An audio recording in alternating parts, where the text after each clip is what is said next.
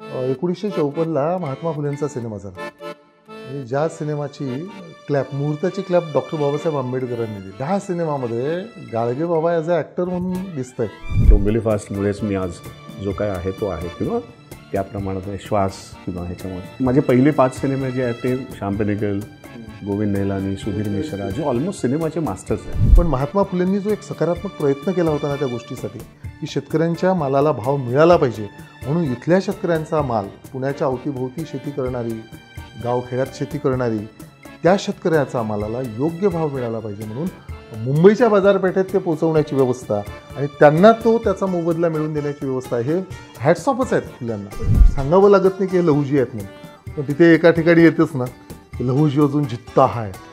तर त्या संवादाविषयी खूप कॉम्प्लिमेंट येऊन राहिलेलं आहे. आणि लहुजी काय आहे, लहुजींची भूमिका काय असेल सिनेमामध्ये तर याविषयी अनेक लोकांना माहिती आहे, अनेक लोकांना माहिती नाही. पण ही मोठी गंमत असेल आणि जी सरप्रायझिंग जी हिरोईक एंट्री पाहिजे. ॲटनबरोनी गांधी केला तेव्हा 6 वर्ष घेतली. बरोबर. आपण 3 वर्ष घेतली होती या सिनेमा करायला. मग जिथे बाबासाहेब आंबेडकर आहे मुहूर्तासाठी, त्यानंतर भाऊराव पाटील आहेत तिथे कर्मवीर, त्यानंतर गाडगेबाबा त्यामध्ये परफॉर्म करतात, अत्रे दिग्दर्शित करत आहेत आणि तो सिनेमा लोकांपर्यंत पोहोचत नाही तेव्हा आपण सर्व लोक येऊन पुन्हा एकदा ती धाडस करतोय. हा सिनेमा पोहोचेल की नाही पोहोचेल नक्कीच.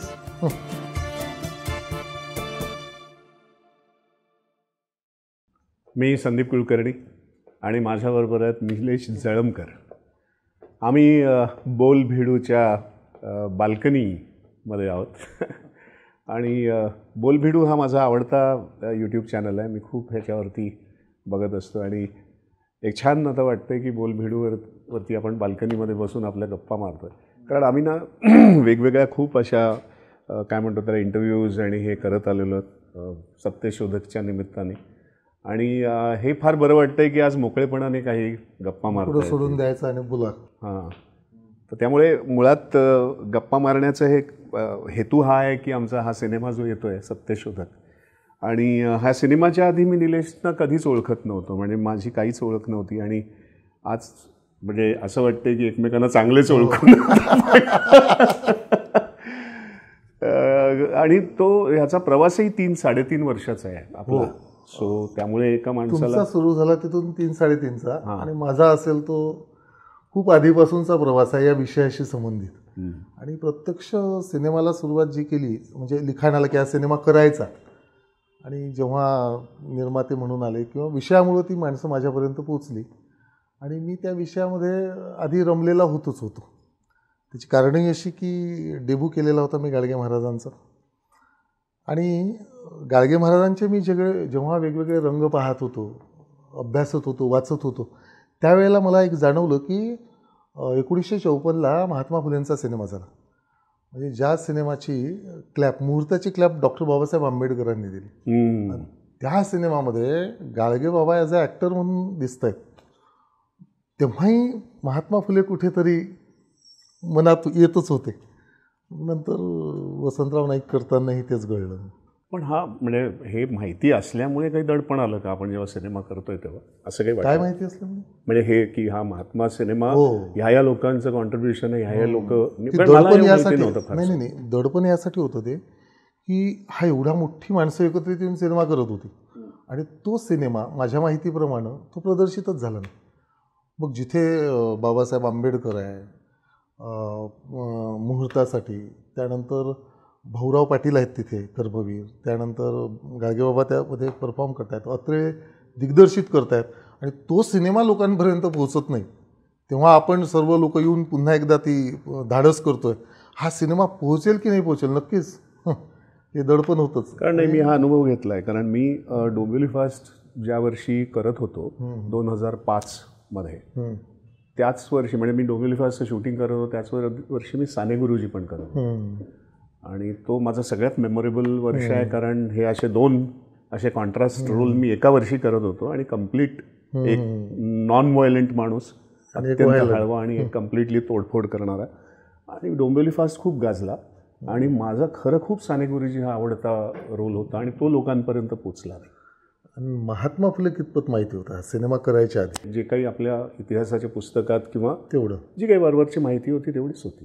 आणि म्हणून तर मला जेव्हा आलं तेव्हा तेवढं टेन्शन नाही आलं. पण जेव्हा मी ते रिसर्च केलं आणि वाचायला लागलो आणि म्हटलं अरे बापरे, हे सगळं एवढं आहे या माणसाचं काम आणि हे कसं आडायचं आणि कसं हे सगळं हे करायचं 2-2.5 तासामध्ये.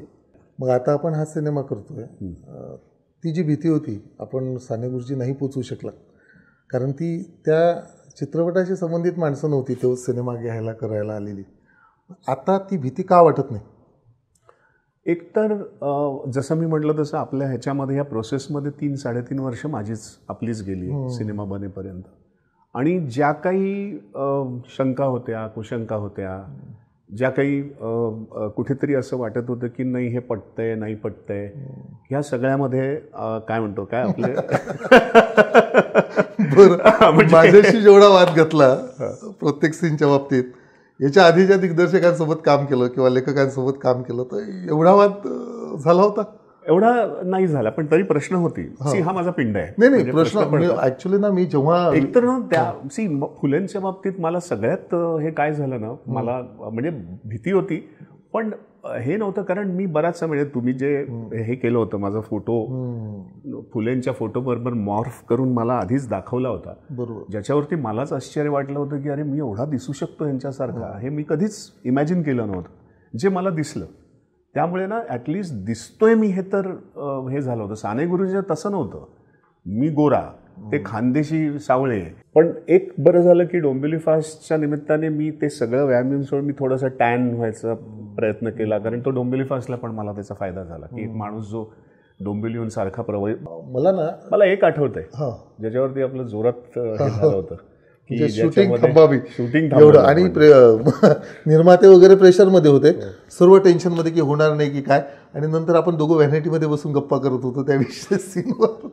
सो तो जो भांडणाचा जे चोर येतात आणि नाही हे येतात आणि आपले सगळे दोघे येतात आणि सांगतात मला वाटतं संवाद नको होते तिथे, आणि मी अभिनयातून करून दाखवतो किंवा तुला जे पाहिजे आहे ते मी तुला देतो, तिथे संवादाची काहीच गरज नाही, हा विषय होता. आणि तिथलं एक आणि तिथे माझी काय झाली होती चिप्पी माहिती आहे का, माझा काय प्रॉब्लेम होता, मला ते कन्व्हिन्स होत होतं पण ना काही निर्मात्यांचा असा आग्रह होता की डायलॉग्स असं अंगावर यायला पाहिजे, संवाद यायला पाहिजे. आणि जेव्हा तुमच्याशी वाद झाला आहे किंवा ते तुम्ही जेव्हा तो विषय सांगितला ना, कारण मुळात तो लिहिलेलाच नव्हता मी, कारण जो मूळ वाचलेली होती स्क्रिप्ट ती त्याच्यात लिहिलेलं कुठे होते संवाद, ही ऑन डिमांड निर्मात्यांची होती. खरं म्हणजे खूपदा असं होते की काही गोष्टी आग्रहाने त्या करून पाहाव्या लागतात. नाही पण म्हणूनच शेवटी मला ती कन्व्हिन्स झाली गोष्टी, शेवटी प्रेक्षकांपर्यंत काय पोहोचलं पाहिजे, कारण तो तिथे आग्रह नसतो. तो नाही, हाच मला नेहमी असं वाटतं की तो माध्यमाचा एक समज असणं फार गरजेचं असतं. म्हणजे काही गोष्टी नाटकात आवश्यकच असतात, कारण नाटकामध्ये आपण त्या लोकेशनला जाऊ शकत नाही किंवा मल्टी लोकेशनला जाऊ शकत नाही, आपण तिथे असतो तिथेच सगळं बाहेर. म्हणजे आपण आता मागे गप्पा करताना मला एक विषय आठवते की तुम्ही म्हटलं की डोंबिवली फास्टला एक सॉलिलक्वी टाकलेली होती, त्यात मनोगत टाकलेलं होतं, आणि मला असं वाटतं आठवत असेल तुम्हाला तर सुरुवातीला मी सुद्धा एक मनोगत टाकलेलं होतं. म्हटलं होतं की सिनेमा करतोय आपण, नाटक करत नाही, इथं मनोगत नकोय. मग मी तिथे एक ऑप्शन, कारण मला ती वाक्य हवीच होती तिथे त्या बॅकग्राऊंडला, जसं ते आत तिचं ती मुलगी आहे सावित्री आत आहे आणि बाहेर हे बोलतायत, त्यांच्या विचाराचा कितीतरी संघर्ष, आणि कुठे व्यक्त करणार ते, कारण कुठेतरी स्वतःशी गप्पा केल्यानंतर काही गोष्टी आपण जरी बोलत नसतो तरी मनातल्या मनात खूप गोष्टी बोलत असतो आपण, सकारात्मक नकारात्मक. मग ते कोणाशी बोलावं, सॉलिलक्वी नको होती, आपण मला वाक्य हवे होते. मग मी काय केलं होतं, मी तिथे एक पात्र आणून बसवलं, केशवराव, आणि मग ते त्यांच्याशी बोलतायत, वाक्य तेच होते सर्वच्या सर्व, फक्त केशवराव दाखवले. करेक्ट, ही गंमत केली आहे. बरोबर आहे. सो तेच आहे, म्हणजे माझं नेहमी एक हे असतं की सिनेमाचं एक मॅजिक असतं. म्हणजे एक असतं की तुम्ही सगळं अशा ह्याला तर लॉजिक सगळं लागतंच, कारण आपण तो लॉजिकच्या बाहेर जाऊच शकत नाही.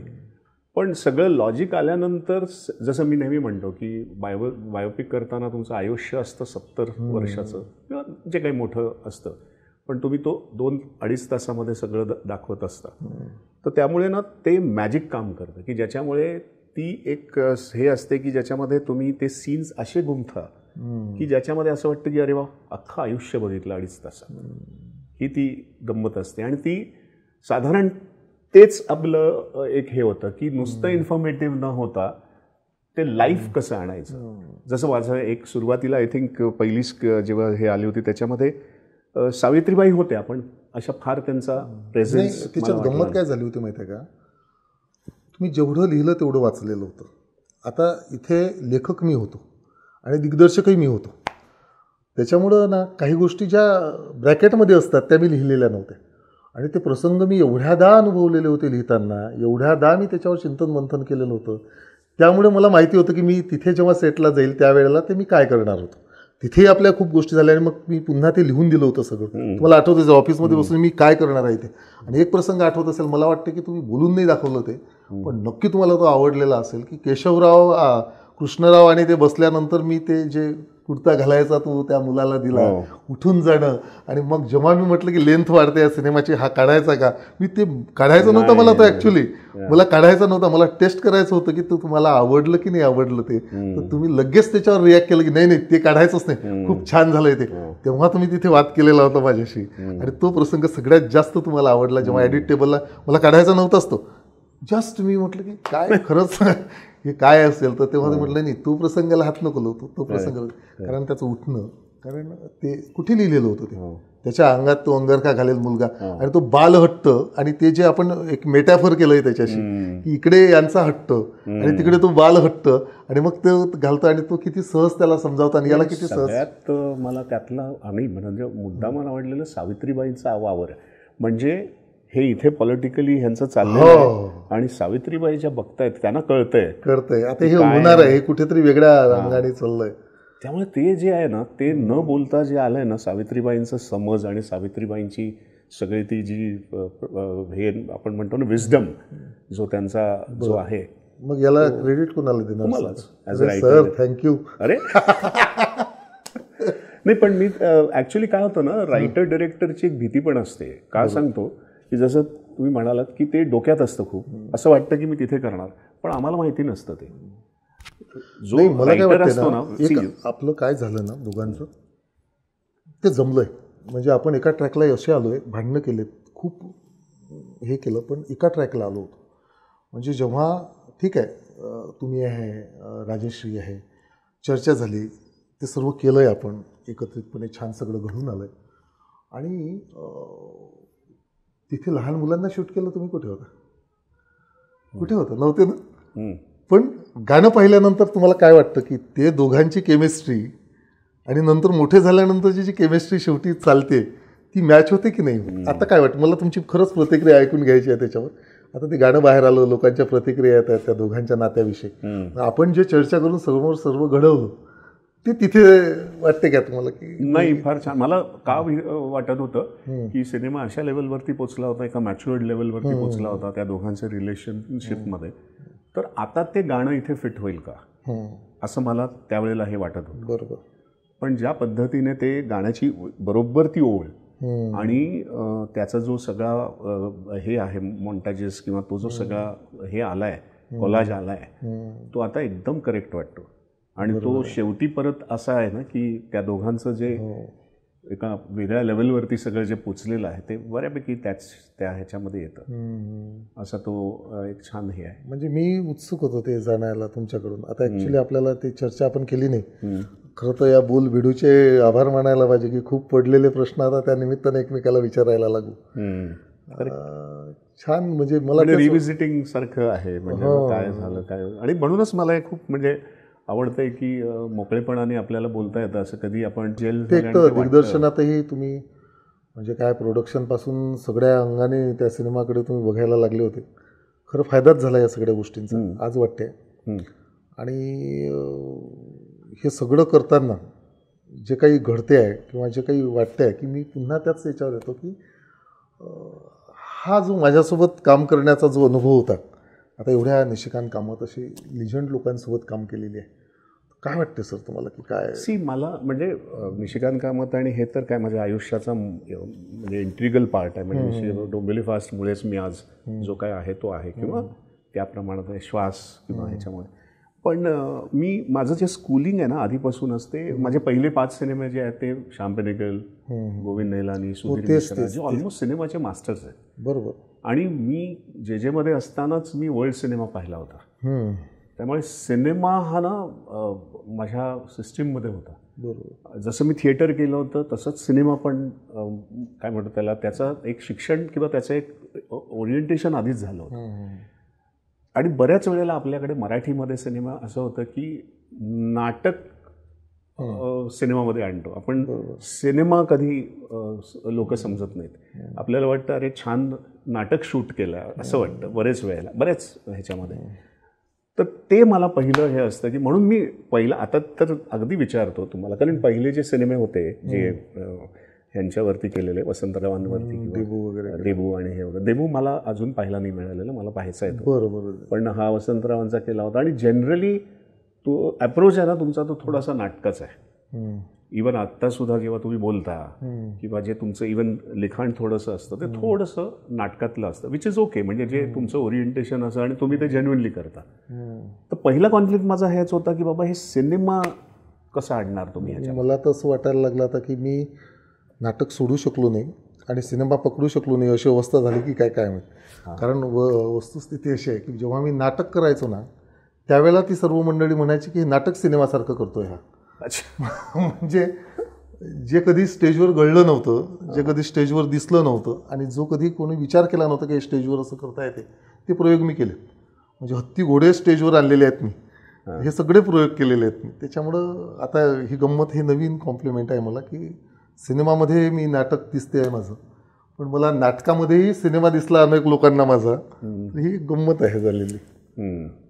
पण आता काय वाटतं म्हणजे हा जो सिनेमा केला तो तुमच्यामध्ये काय असं किंवा काही अशा काही वेगळ्या जाणीवा झाल्या किंवा या सिनेमाच्या प्रोसेसमध्ये सामाजिक म्हणता की एक cinema as a director medium म्हणून. नक्कीच as a cinema as a medium काय होते की पहिला सिनेमा जेव्हा मी केला त्यावेळेला मला सिनेमा माहिती नव्हता फार. मी टेक्निकली कुठे गेलेलो नव्हतो, काही हे नव्हतं केलं. पण मी जे स्क्रीनवर बघत होतो ना सिनेमा, तो सिनेमा मला खरंच असं वाटतं की खूप गोष्टी टेक्निकलीपेक्षा ना त्या तुम्हाला अवगत असतात, त्या तुम्हाला कळत असतात, त्या तुम्हाला समजत असतात. टेक्निकली भाषा माहिती नसते, पण हे असं आहे, हे तसं आहे, हे कळायला लागलं. मी मोहन जोशींसोबत पहिल्यांदा माझी मीटिंग झाली. नाट्यपरिषदेमुळे थोडा परिचय होताच. आणि त्यांना जेव्हा मी सिनेमा सांगितला ना तर त्यांनी म्हणजे ते वारंवार शेवटच्या मुलाखतीपर्यंत, म्हणजे सिनेमा संपला त्याच्यानंतरही जेव्हा एक दुसरी बाजू काहीतरी कार्यक्रम होता, म्हणजे दूरदर्शनला विक्रम गोखले आणि ते करायचे, म्हणजे दोघांसोबतही मी काम केलं होतं, तेव्हा त्यांनी या सिनेमाची चर्चा त्या मला वाटतं त्या दूरदर्शनच्या त्या कार्यक्रमामध्ये केली होती. की तेव्हाही त्यांनी सांगितलं होतं की निलेशनी मला शॉर्ट डिव्हिजन सहित सिनेमा सांगितला होता. म्हणजे पहिल्या इंटरव्ह्यूपासून त्या सिनेमाच्या तर तो सिनेमा झाल्यानंतर मला वाटतं एक 5-6 वर्षांनी 7 वर्षांनी तो जेव्हा त्या दोघांची ती इंटरव्ह्यू किंवा ती चर्चा आली त्या ह्याच्यावरती, त्यावेळेलाही ते तीच गोष्ट सांगत होते की शॉर्ट डिव्हिजन सहित त्यांनी तो सिनेमा मला सांगितला होता. परत तेच की शॉर्ट डिव्हिजन हे सगळेच करतात बरोबर, पण सिनेमा लँग्वेज ही एक सिनेमा लँग्वेज असते.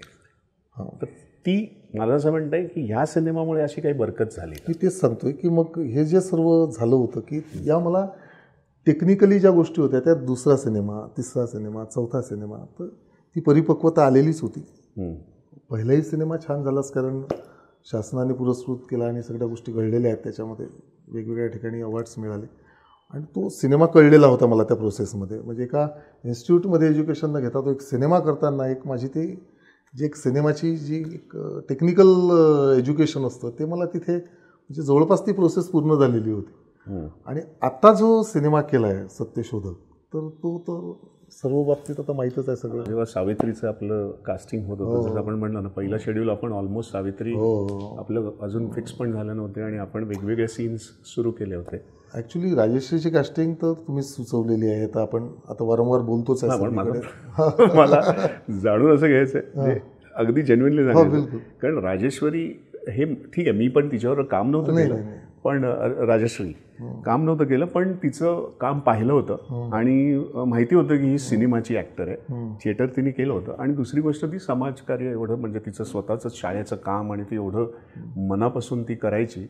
तर अशा कॉम्बिनेशनची ॲक्टर कुठे म्हणजे दिसली नाही की सावित्रीबाईंसाठी हे कॉम्बिनेशन ग्रेट होतं आणि म्हणून मी सुचवलं होतं. पण तेव्हा तुमच्या मनात ते हे होतं का, तुमच्या मनात कोणतरी दुसरी सावित्री किंवा मला असं वाटतं की मी त्याच्या आधी तुम्ही 3-4 तुम्ही सुचवलेल्या होत्या मला, आणि त्याच्याविषयी मी एवढा क्लीन आणि क्लिअर होतो की मी नकारलेल्या आहेत त्या. त्याच्यामुळे तुम्ही लादलेली मी कधीच म्हणणार नाही या विषयावर, की मलाच ते जे आई पण पाहिजे होतं ना, ते डोळे, आपण तिचे व्हिडिओज वगैरे पाहिले तेव्हा तिचे काही रील्स पाहिलेल्या होत्या, आपण त्याच्यातले काही शो रील्स बघितलेल्या होत्या, ते सगळं आई पण, ती माया, ते सर्व सावित्रीला आपण जी चर्चा करत होतो त्याच्यात. आणि एक तर काय झालं होतं ना, आपलं व्हिजनच एक व्हायला लागलं होतं नंतर. म्हणजे मी जे म्हणायचो ते तुम्हाला कळायचं, तुम्हाला जे पाहिजे होतं ते मला पाहिजे होतं. त्याच्यामुळे मला असं वाटतं याच्यात फार आपला वाद नाही झालेला आहे या सिलेक्शनच्या बाबतीत. सीनच्या बाबतीत झाला आहे, की संवादांच्या बाबतीत तर नाही झाला आहे. आणि ती गंमत बरी होती की लेखक मी स्वतःच असल्यामुळे काही गोष्टी जेव्हा आपल्याला जाणवल्या त्यावेळेस मला असं वाटतं त्या सीनविषयी जो आला आहे की प्रचंड वाद झाला आहे आपला. आणि नंतर मला असं वाटतं की ते काय सीन नाही लिहिला आहे, सीन नाही लिहिला आहे, आठवते ना 4 दिवसापासून, आणि काहीतरी वाद झाला, मग ते फ्रस्ट्रेशन निघत असते. मला डायरेक्ट येत नव्हतं, मग कुणीतरी तो EP आपले शिवा बागुले याच्यावर ते चिडचिड करतायत, सीन नाही लिहिला सर तुम्ही. म्हटलं लिहितोय मी सीन. आणि मग अगदी शूटला जाणार त्याच्या आधी मी सीन पाठवला होता, तुम्हाला दुसरा होता, त्याच्यानंतरचा तो सीन होता, तो मारेकर यांचा सीन होता. कारण तो फार, आणि तो ऍक्च्युली तो फार, पण मला माहिती होतं त्या सीनमध्ये एकही प्रश्न येणार नाही तुमचा, कारण तो आपण चर्चा केला. आणि नंतर लगेच आलाय की एवढा वाद झाल्यानंतर यांना भीती होती की आता हे जाणून याच्यावर हे काढणार. मला म्हणजे एकदम प्रामाणिकपणे सांगतो की सर तुम्ही सीन नाही दिला, आता ते आधीच तुमचे वाद झालेले आहेत आणि ते नक्की हा सीन परत पाठवतील, आणि काहीतरी चांगलं असलं तरी. पण मी त्याला म्हटलं तुम्ही सीन तर पाठवा, ते नाही म्हणणार. आणि लगेच सीन गेल्यावर ते हसत म्हणजे त्यांना एवढा सीन आवडलाय तो, की म्हटलं अरे मला माहिती होतं. तो वाद आमचा जो आहे ना, तो वाद वेगळ्या गोष्टींसाठी आहे. जेव्हा ते कंटेंट येते ना व्यवस्थित, मला माहिती आहे त्यांना काय पाहिजे आणि त्यांना माहिती आहे माझ्याकडून काय काढायचं. तर माझ्या कॅपॅसिटीही त्यांच्या लक्षात आल्या असतील, कारण जे प्रसंग आहेत किंवा जे लिखाण आहे, मला असं वाटतं की मला आठवतं की तुम्ही पहिल्यांदा त्या लिखाणाच्याच प्रेमात पडलेले होते, जेव्हा काही संवाद, काही गोष्टी आणि जे काही. आणि मला अजून आठवते की तो जे शेवटचा जो क्लायमॅक्स येतो, सभा नंतर जे स्वतःच्या ट्रान्समध्ये जातात, सगळ्यात आवडलेली गोष्ट आवडलेला आहे ना मला, जो शेवटचा जो भाग आहे सगळा, तो काय जसं होतं ना बायोपिकमध्ये किंवा स्पेशली अशा मोठ्या माणसाचं ह्याचा शेवट कसा करावा या सिनेमात. करेक्ट. आणि तो काय म्हणतो त्याला, परत असा उपदेश न देता किंवा असं काही हे न करता हावडी. कारण बेसिकली काय असतं ना की शेवट आहे ना, किंवा तो सिनेमाचा शेवट येतो तसं ते लोक घेऊन जातात घरी, आणि तो फील फार महत्त्वाचा असतो. तर तो फील द्यायचा कसा, हा ऑब्व्हियसली इट वॉज म्हणजे काय म्हणतो त्याला, ते फार कठीण होतं की अशा सिनेमाचं, कारण सोशल सिनेमाचं फार सोपं असतं किंवा ते होऊन जातं. पण अशा सिनेमामध्ये असं कसं, तर ते मला आता इतकं आवडतं आहे तो जो, की घरी जो फील घेऊन जाणार आहेत ना त्या सिनेमाचं, तो फार महत्त्वाचा आहे. आणि ना मला पहिल्यांदा शेवट सुचला होता सिनेमाचा. शेवट हा असाच व्हायला पाहिजे मला नेहमी वाटायचं. आणि आज जे त्या दिवशी आपण बसलोय पाहायला तो सिनेमा शेवटी, तर जे मला माहिती होतं तुम्ही जे दिल्यात कॉम्प्लिमेंट्स, की शेवट अप्रतिम झाला, त्या ज्या एका सॅटिस्फॅक्शननं तुम्ही उठलात, तर खरंच मला असं वाटलं की चलो आपला जो वाद झाला आहे किंवा ज्या सगळ्या गोष्टी झाल्या, आणि हा शेवट मी आधीच इमॅजिन केला होता, त्यात काहीही वेगळं घडलं नाही. मला असं वाटतं तिथं तुमचं मतांतर होतं की तो तसा करू नको, पण मी तो ठेवला आहे. आणि तो जिथे शेवट होतोय ना, तर त्याच्याविषयी लोक विचारतायत आपल्याला की ते काय होणार आहे, काय घडणार आहे तिकडे. तर तिथे मला असं वाटतं की मी यशस्वी झालो. जसं मी पहिल्यांदा विचारलं की तुम्ही नाही म्हटलेल्या गोष्टीही मी ठेवल्यात, काही गोष्टी कन्व्हिक्शन जे मला होत होतं, तर त्यातली ती गोष्ट आहे. तो जो शेवट आहे ना, जो ॲक्च्युली जिथे शेवट होतो, तो तर मला आधीपासूनच आवडला होता. हो बरोबर. मला काही त्याबद्दल काहीच हे नव्हतं, फक्त त्या शेवटापर्यंत त्याचा ग्राफ कसा जातोय इथे माझं एक हे होतं. कारण काय होतं की तसा हा काय म्हणतो त्याला बायोपिक असतो ना, हा खूप तसा बोलपट असतो. म्हणजे खूप गोष्टी ऑब्व्हियसली, कारण वेगवेगळे कॅरेक्टर्स असतात, पॉलिटिकल असतं, सगळं असतं. तर ह्या लेवलला कसा नेणार हा एक मोठा हे होता, विच इज नाव मस्त झालाय. नाही, आणि ना काही गोष्टी ना नरेट नाही करतायत, त्या फील असतात, ते फील होतात. मला माहिती असते मला काय काढायचं आहे, पण त्या नरेट नाही करत, कारण शेवटी संवाद संपलेलेच असतात सिनेमातले, संपलेलेच आहेत आपल्या ह्याच्यात. पण नंतर ना सर्व डोळ्याची भाषा, दिग्दर्शनाची भाषा, कॅमेरा बोलायला लागतो, शॉर्ट्स बोलायला लागतात, शेवटी म्युझिक बोलायला लागतं. आणि हे मला फील होत होतं सर्व, की मी हे असं करणार शेवटी. आता ते पोहोचत नव्हतं तुमच्यापर्यंत तेव्हा काय माहीत, पण मला असं वाटतं की ती एक गोष्ट पोहोचली होती की तिथून आणि एक जो वेध लागलेले असतात शेवटचे. पण ते जे काही केलंय ना तुम्ही, ते खरंच अंगावर येणार आहे. ते शेवटी ना जे काही केलंय, बदललेलं वय. मला म्हणजे एक परत हे होता, प्रश्न होता की जे मलाही जेवढं माहिती होतं की जास्त करून ज्योतिबा आणि सावित्री, पण त्यांच्याबरोबर चालणारी जी वेगवेगळी पात्रं होती, जसं आता लहुजी वस्ताद जे होते, की त्यांचं एवढं मोठं कॉन्ट्रीब्युशन होतं महात्मा फुलेंच्या प्रवासात, हे मला आधी माहिती नव्हतं. बरोबर. सो तुम्हाला ते कसं कुठून मिळालं? नाही काय, आणि त्याच्यातली गंमत म्हणजे मला असं वाटतं की लहुजी हे पात्र किंवा ते जो मी ॲक्टर सुरेश विश्वकर्माशी बोललो, हे बहुतेक तुम्हालाही माहिती नसेल तो विषय, म्हणजे या निवडीविषयी तुम्हालाही माहिती नसेल. पण आता ज्या कॉम्प्लिमेंट्स येत आहेत आपल्याला, आपण जे फिरतोय की तो लहुजी जो दिसतोय तो अगदी हुबेहूब झाला आहे. म्हणजे आपण खरं म्हणजे मलाही श्रेय द्यावं लागेल खूप पात्रांच्या बाबतीत, की आपण पात्र निवडण्यात यशस्वी झालो.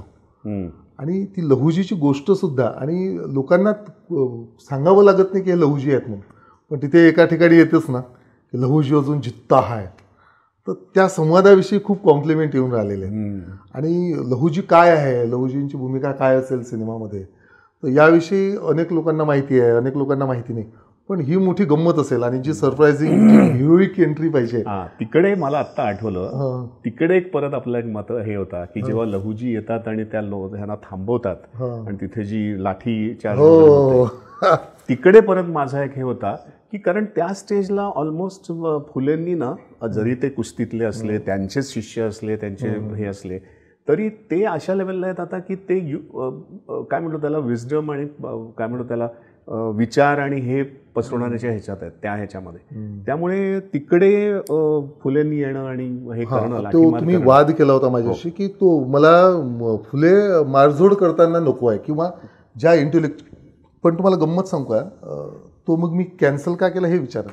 ते रद्द करून जे आहे ते का चालवलं, त्याची कारणं अशी होती की ऑलमोस्ट दिवसही संपायला आला होता आणि ते पॉसिबलही नव्हतं ते सर्व घडून आणणं, तुमची एंट्री, त्यानंतर लहुजी आणि ते सगळं मी जे डिझाईन केलं होतं.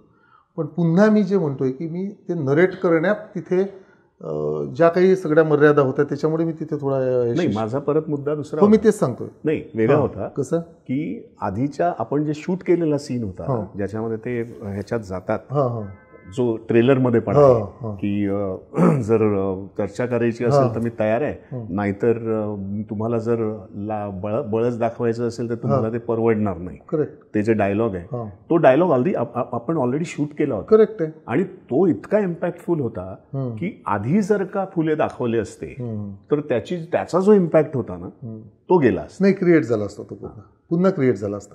मी तेच तर म्हणतो की जे मांडायचं होतं ना मला आधीचं, त्यांची एंट्री ती मारझोड करणारी एंट्रीच नक्कीच नव्हती. पण ते सगळं ट्रॅप आणि ऑडियन्सची वाढलेली एक्साइटमेंट की काय होणार का, आणि अशातही ज्योतिराव येऊन ज्या पद्धतीनं तिथून डिफेन्सिव्ह निघतात आणि तिथे गेल्यानंतर पुढे कुठे गेले, आणि ती पुन्हा अजून तेवढीच पुन्हा जे अपडाऊन्स असतात ना त्या सिनेमाचे, एकदा पुन्हा आता संपलंय सर्व असं जेव्हा वाटते, तेव्हा आणखी जे एक सरप्राईज मिळते मला ते द्यायचं होतं. ते पटतंय. आता ते घडलं नाही त्यामुळं वाटत असेल, पण मला ते फार छान वाटतंय की ते नाही घडलंय, बरं झालं. आता ठीक आहे. पण मला असं वाटतं घडलं असतं ना ते पुन्हा तेही तुम्हाला आवडलं असतं, हे मी नक्कीच सांगतो. I am very sure about that. कारण ती सिनेमाची भाषा आहे, ती झालंय, ज्याच्यामध्ये तुम्हाला काय उलगडायचं, कधी उलगडायचं, तर त्या सिनेमाच्या भाषेने आधी डिझाईन ते सर्व तेच झालेलं होतं. पण जसं की आपल्याला वेळ मिळत होता आणि कसं असते, क्रिएटिव्हिटी थांबत नाही. जे प्रसंग लिहिलेले होते त्याच्यात आणखी काय सजवता येईल, आणखी त्याला आणखी कसं इन्हान्स करता येईल, याच्यावर जेव्हा विचार करत होतो ना, तेव्हा आणखी त्या गोष्टी सुचत होत्या. कारण वेळ मिळत होता ना, कारण जी गॅप पडत होती आपल्याला, पुन्हा त्याच त्या प्रसंगावर फार आपल्याला आपण हे फार छान सांगू शकतो बरं का. म्हणजे आपलं ह्याचं हे छान आहे की म्हणजे ॲटनबरोनी गांधी केला तेव्हा 6 वर्ष घेतली, बरोबर, आपण 3 वर्ष घेतली आहेत या सिनेमा करायला. तुम्ही म्हणताय सर 7 आपण पण घेतली. तुमचा पण माझा प्रवास 3 वर्षाचा आहे. सो एक वेळ दिलाय आपण. सो मध्ये मध्ये जिथे आपल्याला गॅप्स मिळाले, चॅलेंज मिळाले, तेव्हा आपण परत रिव्हिजिट केलं सगळ्या सीन्सला, सिनेमाला. त्याचा नक्की फायदा झाला, खूप फायदा. म्हणजे म्हणून हे जे ॲडिशन्स होते, आता मुळात जे शूट केलंय ते मी लिहिलेलंच आहे, त्यात वेगळं काही नाही केलं. पण ते जे नंतर ॲडिशन आलं होतं माझं, त्या लहुजींचा जो दिसतोय तो प्रवेश वगैरे वगैरे, ते सीन पण म्हणजे तसेच सीन, पण त्याच्याकडे एक वेगळ्या पद्धतीने बघण्याचं आणि हे आपल्याकडे जे आलं यावेळी तो एक फार फायदा झाला. आणि छानच म्हणजे ते सर्व जे काही दिसते आपल्याला ते आता छान दिसते. सावित्रीबाईंचं ते जे लाईन आहे जी ट्रेलरमध्ये पण आहे, माझा नवरा सांगतो खरा धर्म, मी तेच सांगतोय की मी एवढ्यादा ऐकलेली आहे ती लाईन, की जाती धर्म पंथ मानवा नसावे, सत्याने वर्तावे ईशासाठी. ही लाईन कितीतरी लोक कोट करतात, कितीतरी लोक त्यांच्या म्हणजे भाषणातून जिथे गरज असेल तिथे ते बोलतात. पण जी राजेश्री बोलली ना, अगदी प्रामाणिकपणे आणि प्रांजळपणे मी कबूल करतो, अमेझिंग, ती पोहोचते. ह्यालाच म्हणतो ना की नेहमी आपण म्हणतो की ॲक्टर म्हणजे काय, ॲक्टर का असतो, की ज्या लिहिलेल्या लाईन्स असतात ना, ते तो अनुभव असल्यासारखे बोलतो, की त्याच्या लाईन्स, ते जे तिचं दिसतं ना कन्व्हिक्शन एका बाईचं त्या काळातलं, ते 2 गोष्टी दिसतात. नवऱ्यावरचा विश्वास तिचा त्या बोलण्यातून येतो. म्हणजे जे ॲक्टर असतं ना, ते जे इनपुट देते, ते जे हवं असते, दिग्दर्शकाने व्हिज्युअलाइज केलेलं असते, फील केलेलं असते, ते येते आहे त्याच्यात. ते छानच झालं. म्हणजे मी ना खरं सांगू का, राजेश्री थ्रूआउट मला वाटायला संवाद तिच्या एवढे आले नाहीत, पण तिचा वावर जो आहे ना त्या सिनेमामध्ये, थ्रूआउट जो वावर आहे तो खूपच छान केला आहे. म्हणजे दोघांचंही तुमचं अगदी काही कबूल करायला. जसं घुले, डॉक्टर घुलेंचंच पण जे कॅरेक्टर आहे जे सेकंड ह्याच्यामध्ये जे फुल्यांच्या सगळ्या ह्याच्यामध्ये आहे, आणि स्पेशली जेव्हा ते कॉन्ट्रॅक्टर झाले महात्मा फुले, जे ट्रेलरमध्ये पण दिसतो, तो धरणाचा खडक असल्याचं धरण त्यांनीच बांधलंय, आणि तो जो सगळा सीन आहे तो जो सगळा अख्खा भाग आहे की ते कॉन्ट्रॅक्टर झाले आणि पुढचा प्रवास जो त्यांचा हे झाला, की जे म्हणजे ज्याच्यासाठी कॉन्ट्रॅक्टर झाले, कारण सेल्फ फंडिंग व्हावं त्यांच्या सत्यशोधक, ते आपण आलंय, ते त्याच्यामध्ये आले संवादामधून ते येते पण, की का गरजेचा आहे व्यवसाय किंवा एखादी सामाजिक चळवळ उभी करायची, तर ते जे त्यांचं जे आहे ना, त्यांचे एवढे क्लीन आणि क्लिअर दृष्टिकोनात प्रत्येक गोष्ट करण्यामागचे, करायचं हाती आलं म्हणून करायचं असं नाही. आता काही गोष्टी नाही घेऊ शकलो आपण, जसं त्यांनी इथले जो बाजारपेठेमध्ये इथल्या पुण्याच्या जो शेतकऱ्यांचा माल यायचा, तो त्यांची पुन्हा कमर्शियल अँड कन्स्ट्रक्शन कंपनी जी होती त्याच्या माध्यमातून तो मुंबईच्या बाजारपेठेत न्यायचा, विकायचा, आणि शेतकऱ्याला जास्तीत जास्त मोबदला कसा मिळेल याची त्यांनी व्यवस्था आणि यंत्रणा तयार केलेली होती. म्हणजे आजही शेतकऱ्याच्या मालाला भाव मिळत नाही, ही ओरड आपण सगळीकडे पाहतो, त्याची आंदोलनं आपण पाहतो, बरोबर, त्यामुळे तापणारं राजकारण आपण पाहतो. पण हे शेतकऱ्यांना भाव मिळूच शकत नाही असं सर्वांनी आपल्याला कन्व्हिन्स केलेलं आहे आपापल्याला. म्हणजे राजकारण्यांनी त्यांना कन्व्हिन्स केलं, शेतकऱ्यांनी स्वतःला कन्व्हिन्स केलं हे होणार नाही आहे म्हणून. पण महात्मा फुलेंनी जो एक सकारात्मक प्रयत्न केला होता ना त्या गोष्टीसाठी, की शेतकऱ्यांच्या मालाला भाव मिळाला पाहिजे, म्हणून इथल्या शेतकऱ्यांचा माल, पुण्याच्या अवतीभोवती शेती करणारी, गावखेड्यात शेती करणारी त्या शेतकऱ्याचा मालाला योग्य भाव मिळाला पाहिजे म्हणून मुंबईच्या बाजारपेठेत ते पोहोचवण्याची व्यवस्था आणि त्यांना तो त्याचा मोबदला मिळवून देण्याची व्यवस्था, हे हॅट्स ऑफच आहेत फुल्यांना. पण तेच मला सगळ्यात म्हणजे अजूनही फुले आधुनिक किंवा आत्ता जे कॉन्टेम्पररी का वाटतात, की ते तर ठीक आहे म्हणजे शाळा शिक्षण वगैरे सगळं केलं बरोबर, पण स्वतः किती ते प्रोग्रेसिव्ह झाले. म्हणजे जसं शेतकऱ्यांसाठी त्यांनी जे काम केलं, त्याच्यानंतर ते कॉन्ट्रॅक्टर झाले, बरं तिथेही इंटिग्रिटी. हो, म्हणजे असं नाही की म्हणजे पैसा कमवायचा म्हणजे काही, म्हणजे ते सीन्स आहेत ते आपण फार डिस्क्राईब नको करूया, पण म्हणजे तो माणूस म्हणजे आजही म्हणजे जे सगळे ऑन्टरप्रिनर्स आहेत त्यांच्यासाठी सुद्धा हा सिनेमा किती महत्त्वाचा आहे, की धंद्यामध्ये सुद्धा इंटिग्रिटी कशी पाहिजे, किंवा आपण काय म्हणतो त्याला, तुमच्या आपापल्या कामामध्ये सुद्धा तुम्ही देश कसे पुढे. तीच तर गंमत आहे ना. आपण जो सत्यशोधक जे टायटल देतोय ना आपण, ते सत्यशोधक महात्मा फुले आणि सत्यशोधक हे वेगळं नाही, पण सत्यशोधक समाजाची स्थापना, ती चळवळ, ह्या सर्व गोष्टी जरी असल्या तरी सत्यशोधक या टायटलला सिनेमा जेव्हा येतो त्याला एक वेगळ्या अर्थाने घ्यावं लागेल तुम्हाला. जसं आत्ता बोलता बोलता तुम्ही बोललेत की तो कॉन्ट्रॅक्टरशिप जेव्हा माणूस करतो तेव्हा ती चळवळ दूर आहे, तो चळवळीचा भाग नाही आहे ना, आपण तो व्यावसायिक भाग आहे. पण तिथेही जेव्हा काही गैरप्रकार दिसतात त्यावेळेला त्या तळमळीनं तो जे आता काय केलं आहे, पण तुम्ही पण ते काय केलं आहे ते बोलते, ते तो राग, तो सगळा त्या सिस्टीमचा आलेला तो, म्हणजे तो जिथे जातो तिथे सत्य शोधतो आणि सत्याच्या पाठीशी उभा राहतो, म्हणून तो सत्यशोधक आहे ना. अनेक लोकांना असंही वाटू शकते की सत्यशोधक म्हणजे चळवळ होती त्यांनी उभी केलेली, समाज होता म्हणून सत्यशोधक हे शीर्षक असावं का सिनेमाचं, तर ते एक कारण आहे.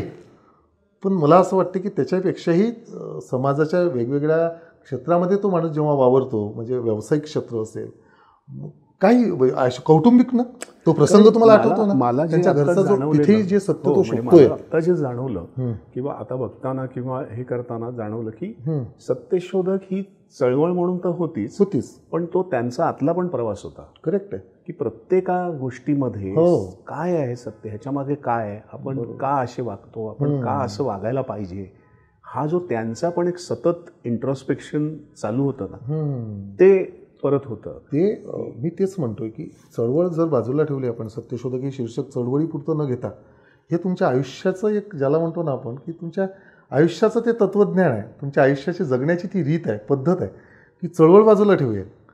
पण तो माणूस जेव्हा व्यवसायात जातो त्यानंतर तो कुटुंबातही वावरताना तो जो आवडलेला प्रसंग, मला वाटते तो प्रसंग वाचताना तुम्ही वारंवार मला म्हणायचे की काय होता हा माणूस, म्हणजे स्त्री पुरुष हे वेगवेगळे नाहीत. जेव्हा त्यांचा कौटुंबिक तो प्रसंग जो येतोय तो माझ्या सगळ्यात आवडतो. हो मला, आणि तो आपला DOP तुमच्या माहितीसाठी म्हणून सांगतो, तो एकतर साऊथचा, आणि अशा वेळेस तो माणूस म्हणतो हा प्रसंग मला खूप आवडतो. आणि जेव्हा लेंथ होते वाढते आहे तेव्हा मला 1-2 सजेशन्स असे आले होते की हा प्रसंग कमी करता येऊ शकतो. म्हटलं हा प्रसंग कमी केला तर संदीप दादा अंगावर येतो माझ्या. नाही तो तर त्यांचं काय म्हणतो त्याला सात्विक त्यांचं ते हे, आणि तो आणि विजडम म्हणजे आपण ज्याला म्हणतो ते. आणि त्या प्रसंगामधून ना की तो कितीतरी 200-300 वर्षाच्या पलीकडला विचार तो माणूस तेव्हा करत होता. हा मेसेज देणारा प्रसंग आहे. गोष्टीला तर तो आवश्यक होताच, पण ते फार मजा आहे. म्हणजे हा खरंच म्हणजे आता मला असं वाटतं की भाग्य आहे असं सिनेमा एखाद्या नटाला करायला मिळणं किंवा असा रोल करायला मिळणं. फारच म्हणजे खरं सांगू का, अनेक वेळेला काय होते की हे असे चरित्रपट बनताना किंवा हिस्टॉरिकल सिनेमे करताना सिनेमॅटिक लिबर्टीच्या नावानं काही प्रसंग घुसडावे लागतात ॲडव्हेंचर क्रिएट करण्यासाठी किंवा ते सर्व अंगावर येण्यासाठी. तर हा जो ट्रॅक आहे लहुजींचा किंवा पहिलवानांचा, आणि हा जो ट्रॅक मध्ये मध्ये सिनेमात येतो, तर हा एक ॲक्च्युअल रिअल घडलेल्या गोष्टी. म्हणजे तुझं वाक्य आहे ना ट्रेलरमध्ये की तुम्हाला जर चर्चा करायची असेल तर मी पूर्ण बसायला तयार आहे तुमच्याशी चर्चा करायला, पण तुम्हाला जर बळ वापरायचं असेल तर मग तुम्हालाच ते अंगावर येईल. करेक्ट. त्यांना ते इतकं माहिती होतं की बळ कधी वापरायचा आणि युक्तिवाद कधी करायचा. हा सिनेमा तुम्हाला कनेक्ट करणार प्रत्येकाला. आजही जी माणसं आहेत किंवा जी प्रेक्षक म्हणून सिनेमा बघायला जातील तर त्यांना तो कनेक्ट करेल कुठेतरी की माझ्या आयुष्यात असं होतं घडतं. डोंबिवली फास्ट नंतर लोक कॉमन प्रश्न एक असायचा की तुम्ही पण तसेच आहात का, तुमच्यामध्ये तशाच. मी म्हटलं नाही, मी तसा नाही आहे, मी तसं रिॲक्ट नाही करणार जसं माधव आपटे रिॲक्ट करतो. पण त्यावेळेला होतं माझ्यामध्ये ॲग्रेशन होतंच किंवा पटकन माझे रिॲक्शन्स यायचे. पण फुले केल्यानंतर ना एक वेगळ्याच म्हणणं हे आलं की नाही, म्हणजे हे आपण एका वेगळ्या पद्धतीने एक काय म्हणता एका हेल्दी पद्धतीने सुद्धा आपण प्रोग्रेसिव्ह होऊ शकतो. हा पर्स्पेक्टिव्ह ह्या कॅरेक्टरमध्ये किंवा फुले केल्यामुळे आला. ते प्रसंग आहेतच, म्हणजे वेगवेगळ्या प्रसंगांमध्ये फुले जे आपण ते आणलंय आपण त्याच्यामध्ये की त्यांच्या रिॲक्ट करण्याच्या पद्धती कशा होत्या. मारायचं म्हणजे नुसतं मारझोड करायचं नव्हतं, पण ते त्यांनी एक साधन म्हणून वापरलं की विचार पोचवायचा हे हवं. म्हणजे ज्याला म्हणतो आपण साम धंद भेद. म्हणजे काही लोकांचा तर गैरसमज आहे की ते ब्राह्मणांच्या अगेन्स्ट होते, पण ब्राह्मण त्याचे बालपणापासून मित्र ब्राह्मण आहे. पहिली शाळा भिडेवाड्यांमध्ये मला असं वाटतं पण तेही दाखवण्यात यशस्वी झालोय त्या सिनेमातून. आणि ते पाहिजे म्हणजे ते होतच की, कारण ते महत्वाचं होतं दाखवणं, ते क्लिअर करणं, म्हणजे ते जे डाऊट्स. आणि त्यांनी जो माणूस लिहितोय की जाती धर्म पंथ मानवान असावे, तो माणूस कुठल्या तरी जातीचा जात म्हणून कसा विरोध करणार ना. मग हे कळायलाही आता आमची मानसिकता असती नाही की काहीतरी एक वेगळं हे देणंच. हे पर्स्पेक्टिव्ह आत्ताच्या काळात फार गरजेचे आहे. भिडेवाड्यातून शाळा सुरू होते, त्यानंतर त्यांचे सहकारी सदाशिव गोवंडे वगैरे ही मंडळी ब्राह्मण मंडळी आहे, आणि त्यांनी विचारांचा विरोध किंवा विचारांचा पुरस्कार केला. त्यांनी व्यक्तींचा किंवा जातीचा कुठे विरोध आणि पुरस्कार, आणि ते मला वाटतं आपण ते मांडण्यात यशस्वी ठरलो. मला वाटतं निलेश आता ना आपण थांबूया, कारण काय होतं ना, झालंय खूप सिनेमामध्ये बोलत गेलो ना आपण सिनेमाचं पण कारण आपण तासन तास याच्यावर, कारण 3 वर्ष घालवली आहेत आणि एवढं सगळं आहे, खूप काही बोलू शकतो. पण मला असं वाटतं आता बाकीचं ना आपण सिनेमापुरतं राहू दे आणि लोकांना तो अनुभव घेऊ दे जो आपल्याला मिळाला नक्कीच करता करता. पण मी खरंच सांगतो, तेव्हा अजूनही ना त्या 2-2.25 तासामध्ये त्या चौकटीमध्ये खूप सगळ्या अंगांना स्पर्श करायचा प्रयत्न केला आपण त्यांच्या. पण असं वाटतं खूप बोलायचं राहून गेलं, खूप सांगायचं राहून गेलं महात्मा फुलेंविषयी. आणि जेव्हा जेव्हा जिथे जिथे संधी मिळायची किंवा मिळेल आता तेव्हा तिथे ते सांगावं, कारण ते एवढं साचलेलं आहे. मोठा प्रवास होता आणि असं वाटतं हे सांगायला पाहिजे होतं, हे मांडायला पाहिजे होतं. अनेक प्रसंग जे लोकांना माहिती आहेत ना, ते कदाचित त्यांना सिनेमात दिसणार नाहीत की हे नाही आहे, पण अनेक प्रसंग जे लोकांना माहीत नाहीत ते प्रसंग लोकांना सिनेमात दिसतं. अरे अच्छा, हे असं होतं काय. इथे आपण कुठेतरी यशस्वी झालोय असं मला वाटतंय. आणि डोंबिवली फास्ट आणि याच्यातला आणखीन एक सिमिलॅरिटी मी सांगतो की डोंबिवली फास्ट झाल्यानंतर माझं आणि निश्चित म्हणजे ते जे व्हायचं ना की त्याच्यामध्ये सुद्धा काही आमचे हे व्हायचे आणि हे व्हायचे, आणि त्याच्यानंतर जे एक फिलिंग होतं ना की अरे हा समाधान किंवा आपण म्हणतो तृप्त एक फिलिंग होतं ना, तसं ह्या सिनेमाच्या बाबतीत आता वाटतंय. So which is a very good thing. आणि मला असं वाटतं ती एनर्जी फार गरजेची आहे, ती एनर्जी फार आवश्यक आहे. बरोबर, मजा आली. आता आपण प्रेक्षकांना तो आनंद मी आता प्रेक्षकांसाठीच, कारण आता जेवढं येते आहे, गाणं असेल, ट्रेलर असेल, प्रचंड छान रिस्पॉन्स मिळते. आता माझी उत्सुकता ही आहे की प्रेक्षकांकडून संपूर्ण सिनेमा पाहिल्यानंतर काय रिएक्शन्स येतात. करेक्ट, माझी येते. सो प्रेक्षक, आता आम्ही जे बोललो कदाचित तुमच्यापर्यंत आमच्या भावना, आमच्या सिनेमाचे जे सगळे चढ उतार ते तुमच्यापर्यंत पोचलेच आहेत. पण मी तुम्हाला एक आवाहन करतो की तुम्ही हा सिनेमा रिलीज जेव्हा होईल 5 तारखेला, तेव्हा तर थिएटरमध्ये गर्दी कराच. हा अनुभव घ्या, कारण हा त्या काळातला त्यांच्या सगळ्या प्रवासातला अनुभव, कारण हा सिनेमा लोकांपर्यंत पोचवणं आणि महाराष्ट्राच्या बाहेर पोचवणं हे आता तुमच्या हातात आहे. आमचं काम आम्ही केलेलं आहे.